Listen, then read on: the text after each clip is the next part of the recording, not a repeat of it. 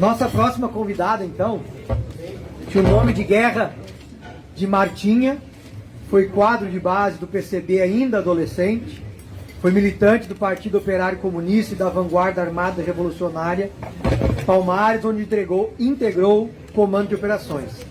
Participou de ações armadas na guerrilha urbana, foi presa política, integrou o Comitê Brasileiro pela Anistia, participou do movimento da reforma sanitária e da criação do jornal Em Tempo e do Partido dos Trabalhadores no Rio de Janeiro. Vamos receber então com palmas a Agnês Maria Serpa, nossa próxima convidada.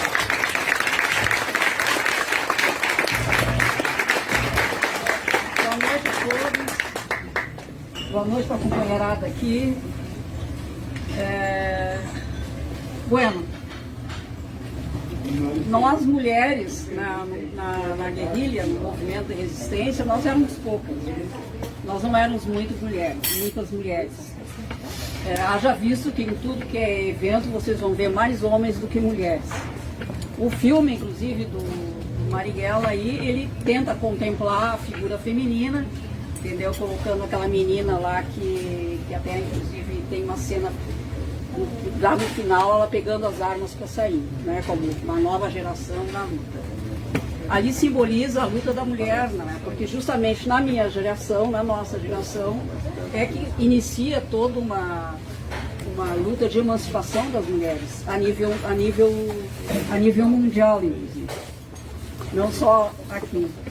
Haja visto, por exemplo, que até a liberdade, a revolução de costumes, como disse o Bira, do movimento de 68, na França e no mundo todo, com repercussões aqui também, na mudança de costumes é toda a liberdade da luta da mulher, do feminismo, da liberdade sexual. Se hoje o jovem tem toda a liberdade que tem, homens e mulheres, se deve muito à nossa geração, à luta que nós travamos na época.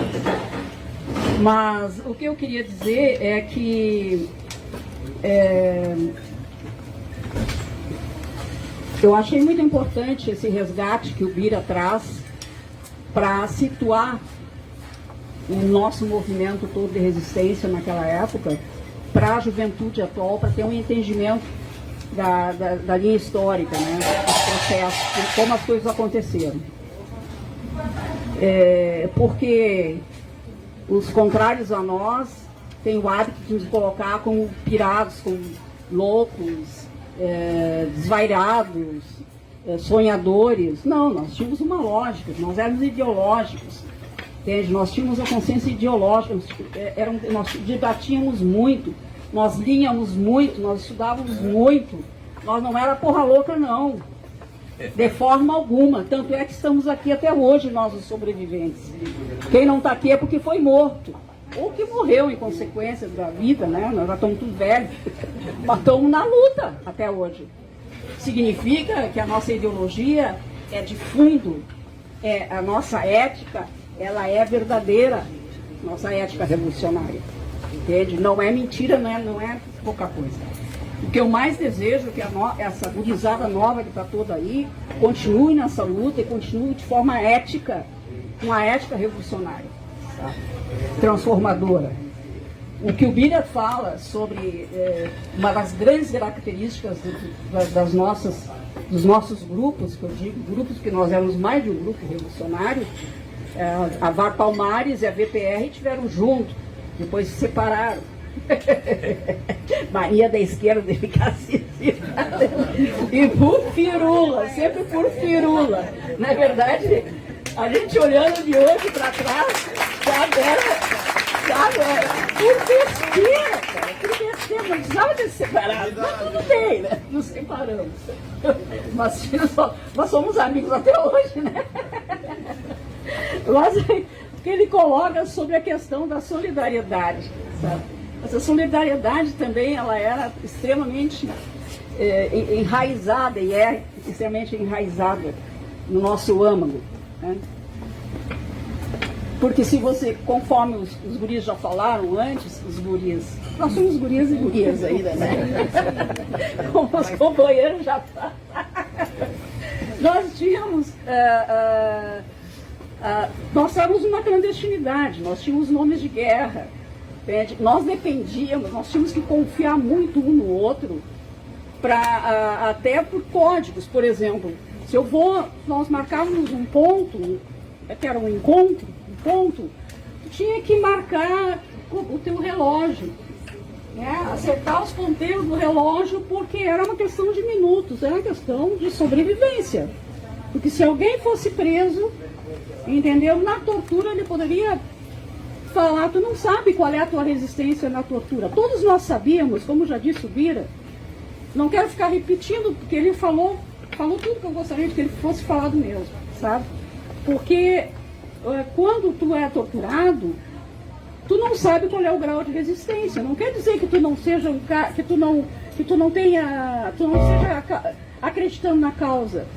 Não, aqui o controle da dor, tu não sabe qual é o teu limite para a dor, de tolerância da dor.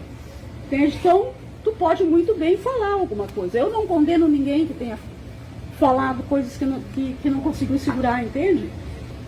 Tem gente que tinha mais resistência, outros tinham menos resistência. Tá? Aí então, abriu um ponto de encontro. Daí a polícia leva lá, o filme mostra isso, né? E prende o cara no ponto. Então por isso nós tínhamos que ter a questão do horário e tinha códigos, entendeu?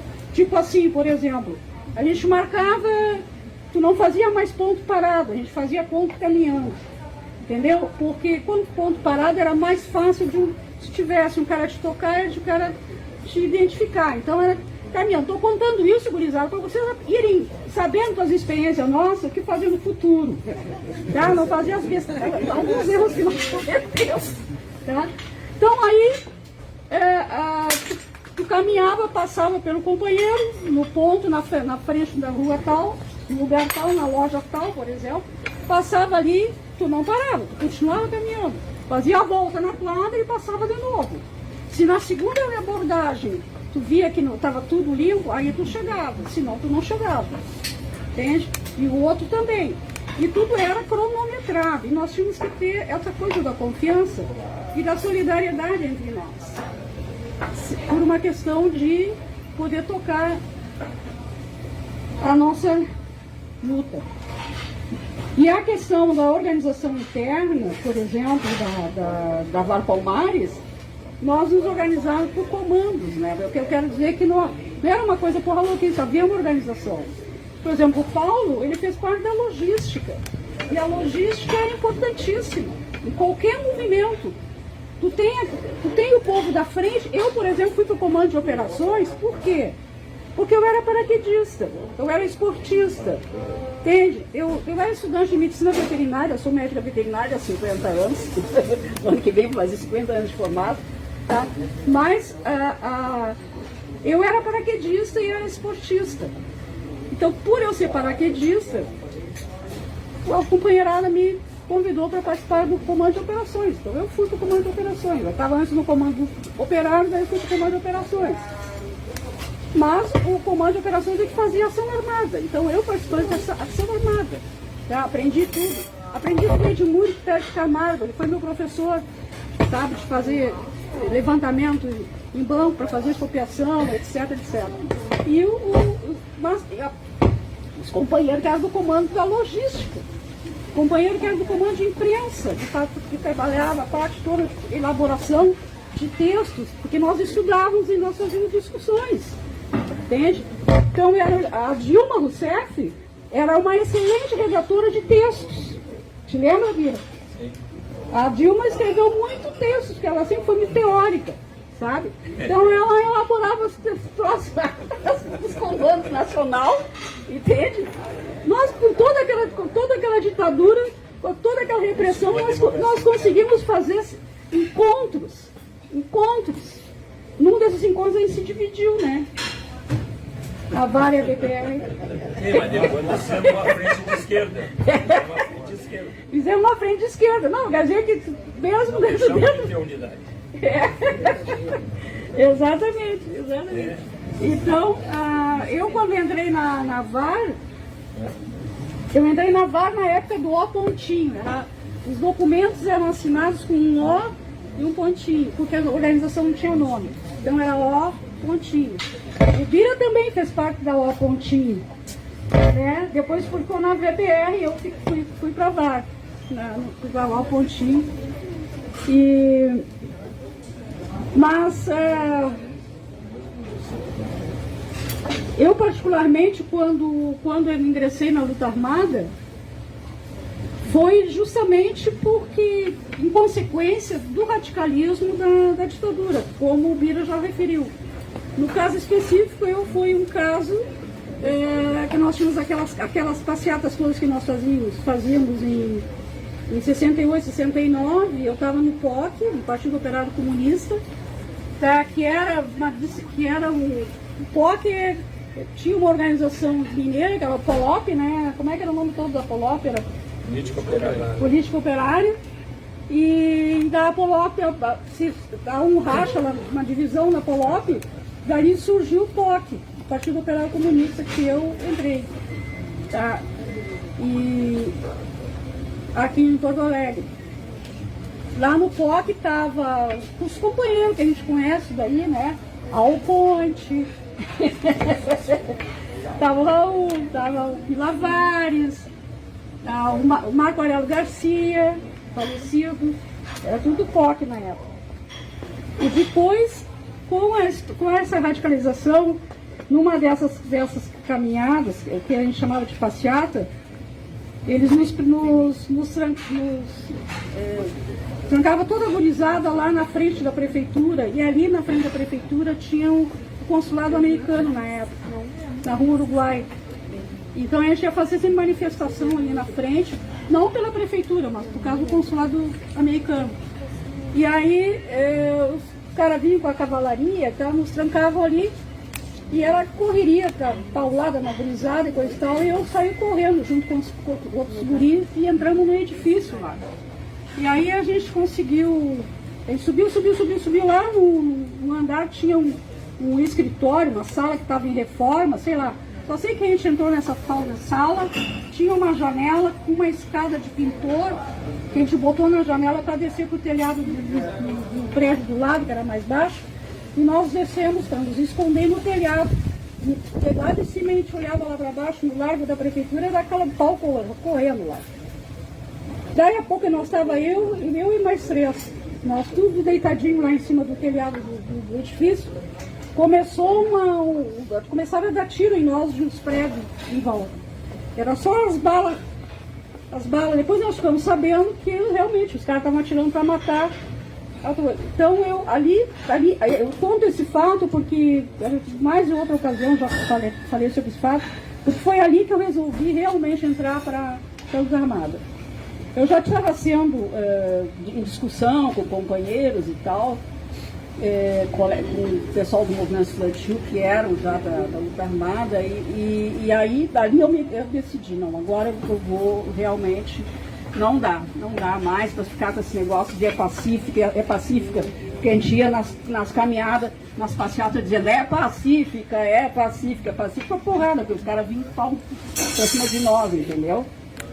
Então, aí eu resolvi entrar. Daí depois eu fui presa em 1970. Ficamos aí Oi? 2000. Tá?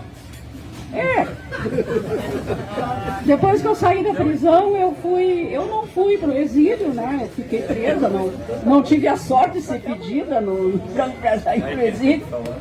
Aí fui pro Rio, saí daqui porque qualquer coisa que acontecia me prendia, e daí eu fui pro Rio e fiquei lá no Rio, que eu participei nunca parei de atuar, né? Daí era o movimento pela anistia, o resto aí das coisas na atuação aí.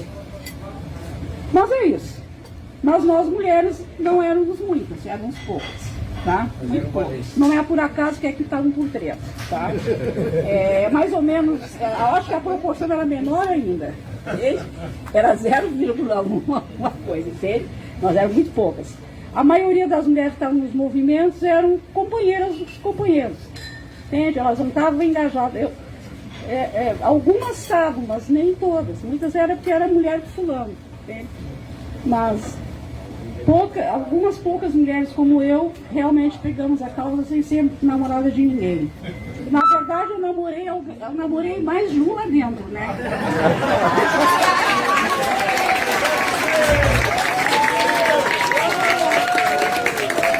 Sempre fui muito namoradeira.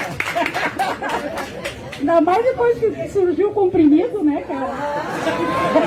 Uma maravilha. Então, muito obrigada. Muito bem.